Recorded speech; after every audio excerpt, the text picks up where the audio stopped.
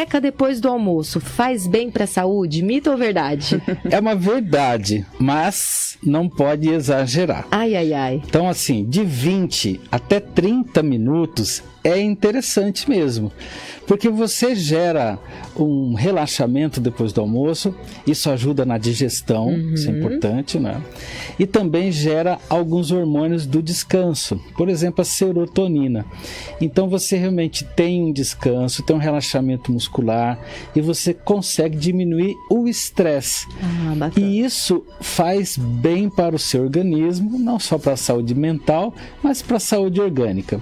Agora, se você exagerar demais, por exemplo, 1 hora, 2 horas...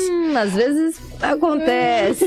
Não acontece? É. Nosso corpo fica muito mais cansado, é um oposto, porque nós não temos aquele hormônio do sono que nos ajuda, que é a melatonina. A melatonina é o hormônio do sono, só que ela é produzida após as 18 horas, ou seja, quando começa a cair a noite, o nosso organismo tem esse ciclo circadiano e que produz a melatonina no período noturno.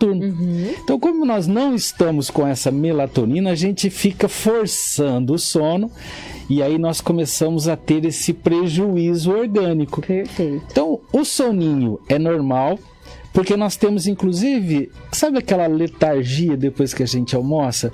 Não dá aquele soninho. Fica cansado, né? Você Sim. Aquela preguiça. Aquela preguiça. É normal, não é? Porque o nosso organismo está com um processo de digestão, existem algumas substâncias que fazem realmente essa sonolência. Então, o soninho é bom, ajuda no processo digestório e ajuda a dar uma acalmada também no organismo. Agora, quando você exagera, você força demais o seu organismo a estar nesse estado de relaxamento. Nós não temos esse controle, obviamente, mas depois que a gente acorda de 2 horas da tarde assim dormindo, o nosso organismo realmente sente bastante. Então não é interessante o exagero.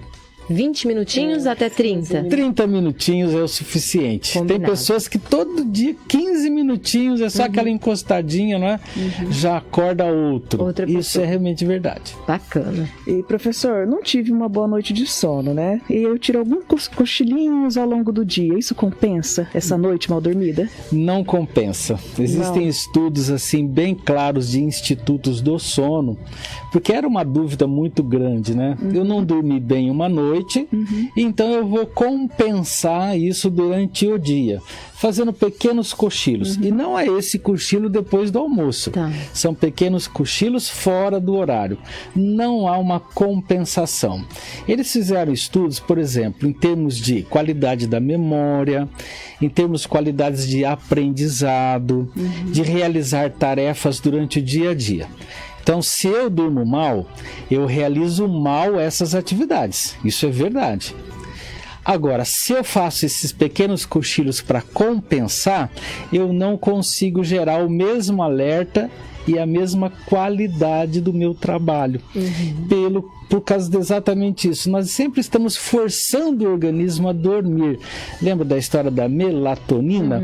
Então eu forço o meu organismo em pequenos cochilos em horários que ele não está adaptado para isso. Então não há compensação. Pelo contrário, eu passo até a cansar mais organicamente, porque eu estou forçando o meu organismo a dormir em horário que ele não tem essa capacidade de dormir. É importante a gente falar para o nosso ouvinte telespectador, existe um ciclo circadiano. O que é isso? Nossos órgãos e sistemas, durante as 24 horas, têm picos de atividade. E tudo que está relacionado ao sono, ele tem um pico de atividade após as 18 horas. E ele começa, então, a ter aquele relaxamento orgânico por causa da melatonina. Por isso que quem trabalha à noite acaba tendo mais dificuldades para dormir e começa a ter realmente uma qualidade de vida pior do que os demais. Né? Porque normalmente vai dormir depois das 11, depois da meia-noite, né? Ou então aqueles profissionais da área de saúde que ficam a noite inteira trabalhando. Isso é sacrifício orgânico, viu? Então a gente tem sempre que equilibrar quem principalmente precisa ficar alerta durante a noite, precisa fazer algumas compensações de equilíbrio, para que durante o dia ele faça um período de sonolência, né, ou de dormir, que compense aquilo que ele está fazendo durante a noite. Mas cochilinhos não é interessante. Não é, bacana. Professor, essa próxima já ouvi muito e confesso que já fiz também. Bebida alcoólica ajuda a ter um sono mais pesado? Às vezes a gente acha, vou tomar uma tacinha de vinho para dar aquela relaxada. Mito ou verdade? Com relação ao fato de relaxar e colaborar com o sono, isso é verdade. Então, se você toma uma taça de vinho... Um pouquinho só, não pode beber muito. Claro. Existe uma relação de receptores do álcool no nosso sistema cerebral que faz realmente com que a gente fique mais relaxado e estimule o sono. O problema é que eu estou induzindo o sono por um artifício. E isso, ao longo do tempo, isso pode gerar um prejuízo muito grande ao meu sistema nervoso. Porque quando o álcool passa do organismo, por exemplo, ficou lá 2 horas essa sensação. Eu estava dormindo por causa dessa substância. Aí vamos imaginar 3 horas da manhã, o álcool foi embora. Eu posso acordar. Eu vou superficializar e eu posso acordar e gerar, na verdade, uma dificuldade de entrar naquele sono profundo, que nós falamos no nosso encontro passado, que é o sono REM. Então, eu estimular, no caso do álcool, vai ficar por um período de tempo. Quando o álcool sai, o meu corpo vai querer superficializar o sono. E aí eu vou acordar, e eu vou acordar com aquela ressaquinha. Não pode ser uma ressaca grande. Mas sabe o que acontece quando a gente ingere álcool? O nosso sistema nervoso, ele desidrata. Verdade. Por isso que as pessoas, quando ingerem muito álcool, no outro dia não estão de ressaca, precisam tomar água, precisa, aquela boca seca. Exatamente. Então nós temos uma desidratação, mesmo que seja pequena, tomando álcool à noite para dormir. Então não é aconselhado. É verdade que a gente então dorme realmente, né? Aquela relaxada no primeiro momento. Existem alguns receptores realmente que conseguem, inclusive, adaptar-se bem a essa realidade. Ao longo do tempo, é péssimo. Perfeito, tá certo? Perfeito. Péssimo. Professor, falando sobre sonhos, né? Todo mundo sonha, né? Durante esse período do sono, eu mesmo sonho com pouquíssima frequência. Nossa, eu sonho todo dia. E dependendo o sonho, você dorme mal, né? Se é um sonho que você tá correndo, parece que é um pesadelo, parece que a corrida tá ofegante. Sim, todos nós sonhamos. Todos nós sonhamos quando temos qualidade de sono. Porque nós sonhamos naquela fase REM. Lembra que nós falamos no nosso encontro passado que nós temos 4 fases, né, do sono. Aquela mais superficial, inicial, que a gente está relaxando, depois vai aprofundando, vai ficando mais profundo até que a gente entra na 4ª fase, que é o sono REM. Nesse sono REM, que normalmente é de 20 minutos, nós sonhamos. Mas não necessariamente nós lembramos do sonho. Então nós sempre vamos sonhar, mas não necessariamente vamos lembrar desse sonho, porque é meio fisiológico o fato de nós sonharmos. Agora, você sabe que o nosso cérebro, ele não faz a diferença de um sonho e da realidade. Por isso que quando a gente, por exemplo, tem um pesadelo, nosso coração, né, palpita. Os meus sonhos são muito reais, né? A gente se movimenta, às vezes tem pessoas que falam, tem pessoas que gritam, né? E inclusive tem pessoas que têm aquele sonambulismo, é no período do sono REM. Porque ele está sonhando e começa a agir fisicamente relacionado àquilo lá. Então ele vai caminhando, ele vai pro banheiro, ele sai andando e ele não lembra que aconteceu isso, né? É a mesma coisa do sonho. Agora, existem pessoas que sonham e têm a lembrança do sonho. Mas todos nós, quando dormimos e atingimos o sono REM, vamos sonhar. Ok? Agora, existem aquelas pessoas que não dormem bem, não atingem o sono REM e não sonham. E aí elas realmente não sonham porque a qualidade do sonho está ruim. Então, um termômetro para saber se eu estou dormindo bem é o fato de eu estar sonhando. Isso é realmente uma coisa que o nosso ouvinte, nosso telespectador pode ficar atento. Se eu não estou sonhando há muito tempo, eu devo estar dormindo mal e principalmente gerenciado pelo estresse. Pelas preocupações do dia a dia, pelas ansiedades, ou por algum hábito que eu esteja fazendo antes de dormir. Por exemplo, me alimentar muito. Isso vai atrapalhar muito a minha noite de sono. E, consequentemente, eu vou ter menos sono REM do que eu precisaria para sonhar. Essa é a relação, viu, Meg? Bacana. Então tem que sonhar. Bora tem que sonhar. lembrar do sono. Bora sonhar, Meg. Professor, sono na criança. É verdade que ajuda no crescimento da criança? E já vou emendar uma outra pergunta. Por que bebezinho, quando o bebê nasce, ele dorme praticamente o dia inteiro? Ele acorda só algumas horinhas para mamar, daqui a pouco tá dormindo de novo. Por que a criança dorme mais e quando a gente vai envelhecendo, a gente vai dormindo menos? Tem uma relação direta com o hormônio do sono, que é a melatonina. As crianças têm um nível de melatonina muito alto. E nós vamos perdendo isso progressivamente após os 3 anos de idade. Então, olha só que interessante. A criancinha, o recém-nascido, dorme até 17 horas, né? E depois isso vai diminuindo progressivamente. E nós, adultos, acabamos tendo até metade a menos de melatonina. Então é por isso. E o idoso, exatamente, o idoso realmente é muito claro isso, a diminuição de melatonina. Então a primeira resposta nossa, sim, a criança dorme mais porque ela tem maior quantidade de melatonina produzida. E o idoso dorme menos por causa disso. Mas não significa dizer que a qualidade do sono pode ser pior. Não, a qualidade do sono ela pode ser mantida a mesma, é só a quantidade. Então a criança dorme 17 horas, o idoso vai dormir de 7 a 9, igual nós adultos que temos essa faixa de idade, entre 30, 40, 50 anos. Mas nós temos que lembrar que o idoso ele precisa tomar alguns cuidados, porque ele desidrata muito rápido.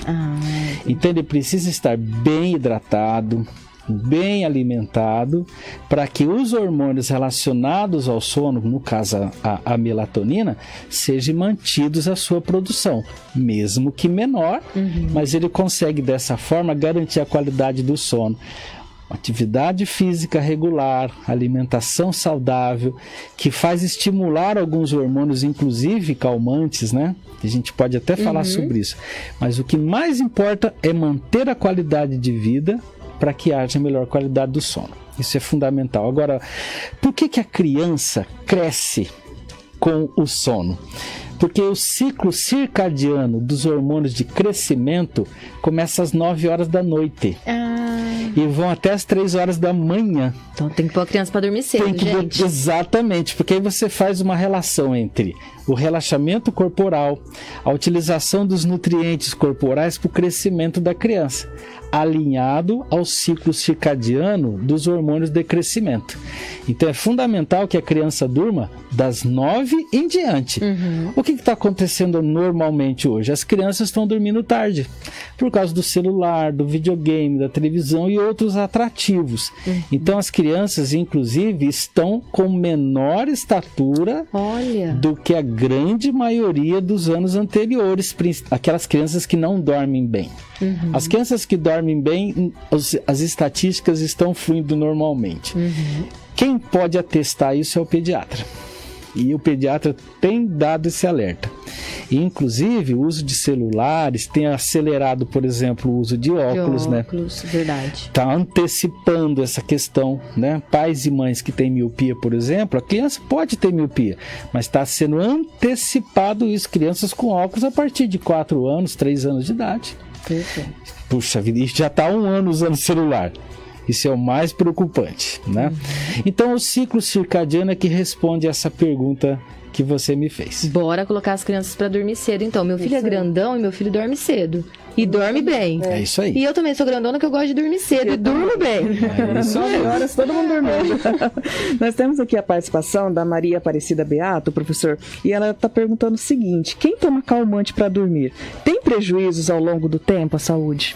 Sempre que nós acrescentarmos uma droga, mesmo que seja ilícita, né, como elemento para dormir, nós sempre estaremos fazendo uma espécie de forçação de barra, né, sobre o nosso organismo. Ele é necessário por um tempo. Só que nós temos que controlar, e aí vem a resposta para ela. Existem várias coisas que ajudam a controlar melhor o nosso início do sono. Principalmente estão relacionados à alimentação. Você sabia que o nosso sistema digestivo, ele produz grande parte da serotonina. A serotonina é um dos hormônios de calmaria, de relaxamento, de bem-estar. Se nós nos alimentamos bem, nós conseguimos produzir essa serotonina, inclusive ela vai nos ajudar na melhor noite de sono. A atividade física também produz a serotonina e ela vai nos ajudar na melhor qualidade do sono. O controle do estresse. Existe um hormônio que é o cortisol, que é o hormônio do estresse. Quando ele está em alta quantidade, eu vou ter péssima qualidade de sono. Então, respondendo a ela, a medicação indicada pelo médico não é problema. Claro que não. Mas nós não podemos ficar totalmente dependentes dessa droga, porque nós vamos ter que aumentar isso ao longo do tempo. E os próprios neurologistas têm nos dado essa indicação, que as pessoas estão aumentando a quantidade das drogas para poder dormir. O que nós temos que fazer é utilizar a medicação, ok, mas controlar os outros elementos. Então, essa nossa ouvinte, ela precisa estar vendo, será que a minha alimentação está adequada para que eu não produza hormônios que vão gerar desequilíbrio no sono? Será que eu estou fazendo atividade física adequada regularmente? Pelo menos uma caminhada de 30 minutos do dia para produzir essa serotonina que vai ajudar. A questão do estresse e da ansiedade, será que eu estou conseguindo controlar isso? Se eu conseguir, eu vou diminuindo cada vez mais o uso da medicação para dormir. Bacana. Professor, para encerrar, a gente já falou bastante coisa, e aí para encerrar eu quero essa pergunta. Qualidade do sono impacta na nossa imunidade, na nossa saúde de forma geral? Muito. Quanto melhor a minha qualidade do sono, melhor a minha imunidade. Eu vou te dar um dado aqui. Uma noite de sono ruim aumenta em 40% o risco de eu ter infarto. De eu ter doenças respiratórias. Porque eu diminuo em quase metade o potencial do meu sistema imunológico. E se eu tenho repetidas noites de sono de má qualidade, eu vou aumentando cada vez mais esses riscos, porque nós começamos a gerenciar o nosso organismo com hormônios de estresse. E isso impacta na pressão arterial, impacta no diabetes. Lembra que nós falamos no nosso encontro passado? Impacta sobre o diabetes e como diabetes e hipertensão arterial são fatores de risco de infarto, e o impacto sobre o aumento do infarto. Só que outras coisas, por exemplo, gripe. Quem dorme mal tem maior risco de ter gripes e resfriados. A imunidade cai, porque a imunidade cai, porque o nosso sistema imunológico, ele depende desse sono reparador, porque nós alimentamos as nossas células, nós multiplicamos as nossas células de defesa e os nossos anticorpos. Sabia que quem não dorme bem, por mais que tome vacinas de qualquer natureza, não tem a mesma resposta da vacina com relação à prevenção de doenças? Essa eu não sabia. Então nós temos que ter esse cuidado. Qualidade do sono é igual à qualidade imunológica. Muito bom. Professor, quero agradecer. Foi mais uma vez uma aula pra gente. Eu sei que esse assunto rende muito. Mas na semana que vem a gente volta com outro assunto bem bacana. Vamos falar de outros assuntos, porque sempre é importante a gente aumentar a ideia de saúde preventiva para a nossa população. E quanto mais você tem saúde preventiva, por autoconhecimento, você consegue transmitir para os amigos, para os familiares. Verdade. É uma teia do bem com relação à saúde preventiva.